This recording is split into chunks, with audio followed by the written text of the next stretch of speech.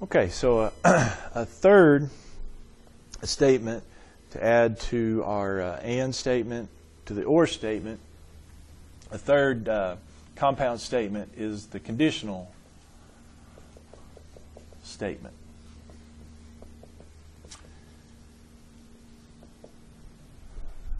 And so named because it is a statement based upon a condition. And one example, maybe just an example of this. Here's an example of a conditional statement. If it rains, then it pours. Yeah, so I think most of us would agree that that is a statement put together in the form of a condition. So hence the name conditional equation. But we might point out another alternative form, we might call it, is the if-then form, right? We're talking an if-then statement.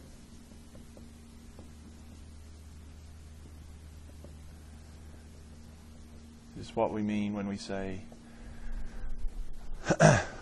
conditional statement. Okay? It is a compound statement because there are two statements there, right? What are the two statements in my first example? Well, pretty simple.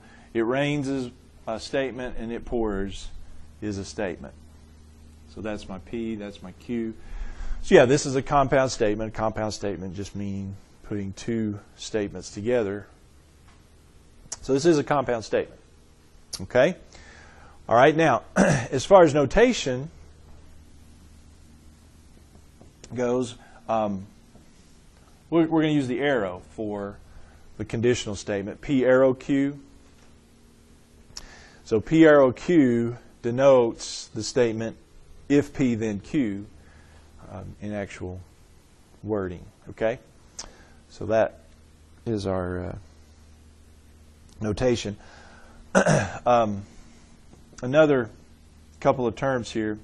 P, the statement, the first statement here in my conditional, that is called the antecedent. And Q is called the consequent, in case they ask for those phrases.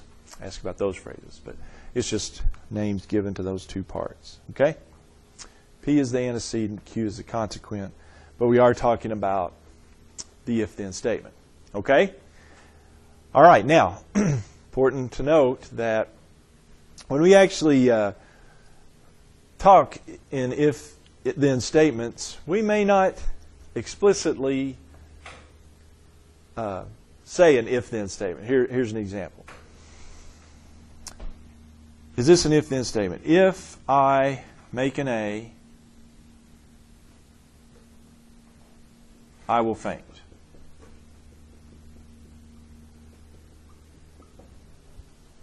If I make an A, I will faint. Is that an if-then statement? You like that one? Okay. All right. If I make an A, I will faint. Is that an if-then statement? Well, I see the if. What about the then? Well, yeah, when we actually talk, or sometimes when we make if-then statements, we leave off the then part. This is an if-then statement. The if part is if I make an A. The then part, I will faint. Yeah, I do have an if part and I do have a then part. There's an understood, right? There's an understood then there. So that's one thing we do is we leave off sometimes that word then. But it's still an if-then statement, okay?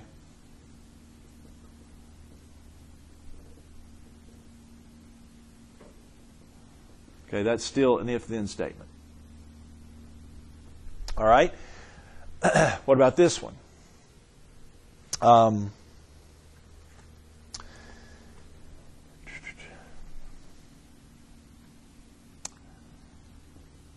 He will go to the doctor. He will go to the doctor if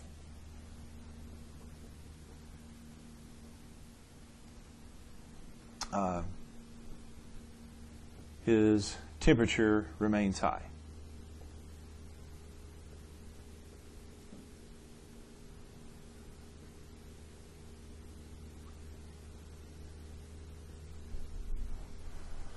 Is that an if-then statement? Yes, it is. Pretty much the same deal. However, there's an extra added twist on that one, isn't there? What's the little extra twist there? Well, the extra twist here is I have the if part. Again, I don't have the word then in it, but the other part is they're switched around, aren't they? The if part is the last, the then part is the first. So, yeah, this is definitely the then part, because that's definitely the if part. So, yeah, that's another way we do when we talk. Sometimes we switch around if-then statements. We switch them, make them in different order. Now, what will be important to us, and or one thing to note here is, if I write this in proper if-then form, what would it be?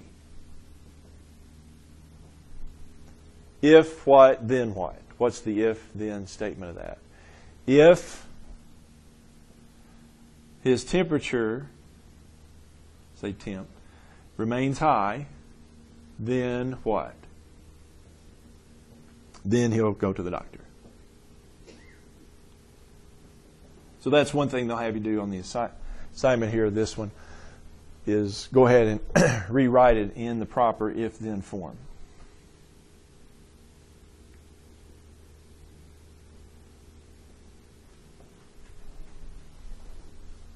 Okay. All right. Now, another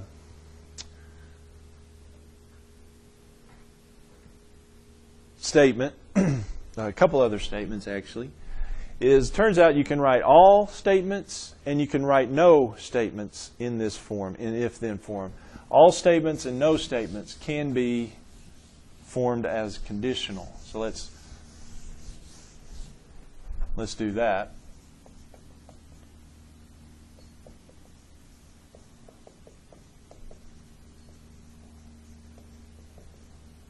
Not all, every statement, just writing statements with word all in them, writing all statements and no statements as conditional. Statements.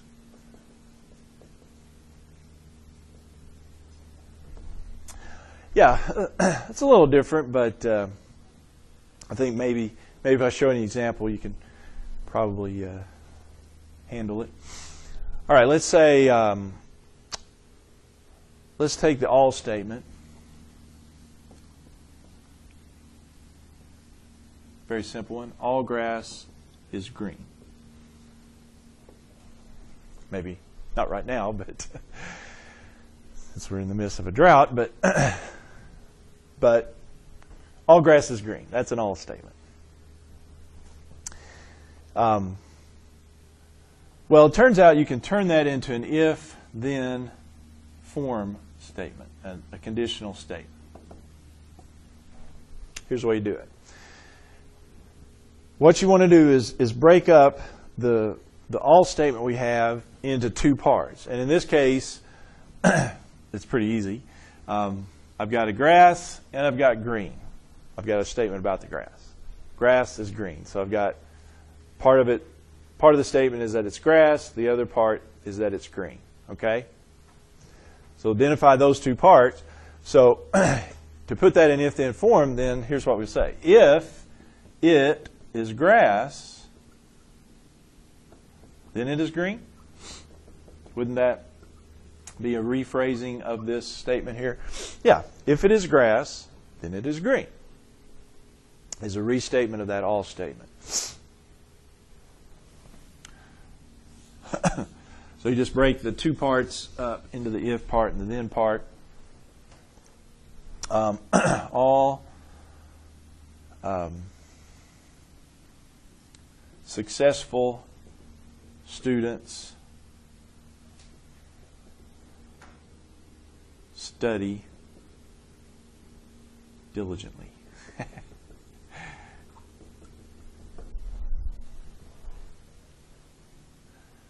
What do you see there?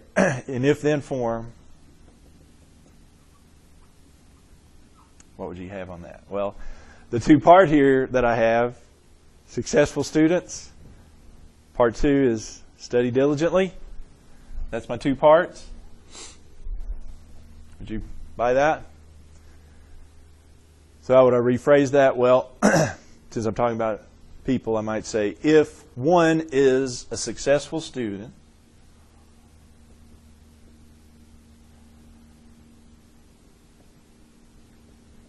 then one studies diligently.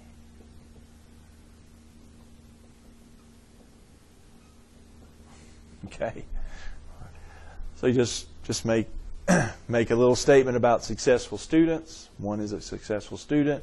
One studies diligently is the second part. Okay? So just break it up into the if-then part. That's the if part. That's the if part. That's the then part. One on. We got the E there. Okay? All right. Well, the other part to this is changing then no statements to conditional statements, if-then statements. All right? Let's do the no pigs can fly. One of my favorites. Okay. No pigs can fly. True statement, right? Believable? All right. Yeah, no pigs can fly. They don't have wings. But anyway, well, the deal is here, I still have 2 parts. I've got the pigs part and I've got the can fly part. Well, when we think about it here, this, if I just go with the no pigs, if it is not a pig, don't write this one down, then it can fly. The reason I don't want to write that one down is, would you believe that statement? If it is not a pig, then it can fly? What about cows? What about dogs? People. People are not pigs. Cows are not pigs, or cats are not pigs, but they can't fly either. So yeah, that does not exactly match what we've got. What it is for the no statement, put the no part with the second part. In other words, here's what I'm going to do. I'm going to say, if it is a pig, then it cannot fly.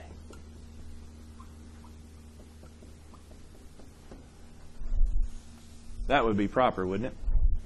That's a believable statement, and it's a restatement of what we said.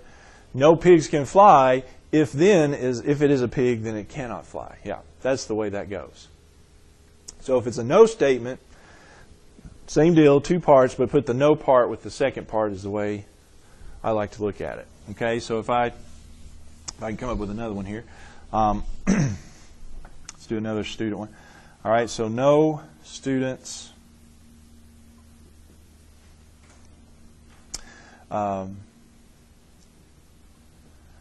make an A without studying.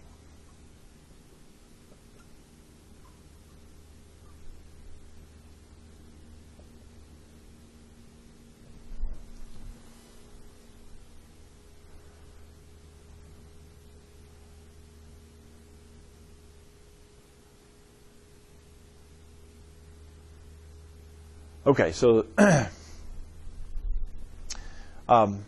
best way to go, I think, here is to make the 2 parts this. We got a student, and we got making an A without studying. That's my 2 parts. So if one is a student,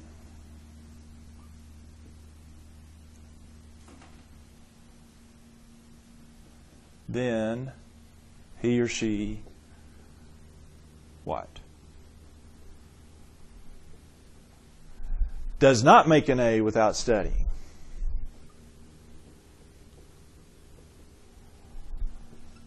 See that?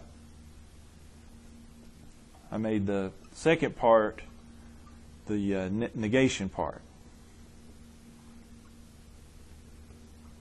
I applied this no to that last part, didn't I? Does not make an A without studying. And so that's a good way of doing that. Put that no part with the last part. Okay? Okay. Any questions or concern?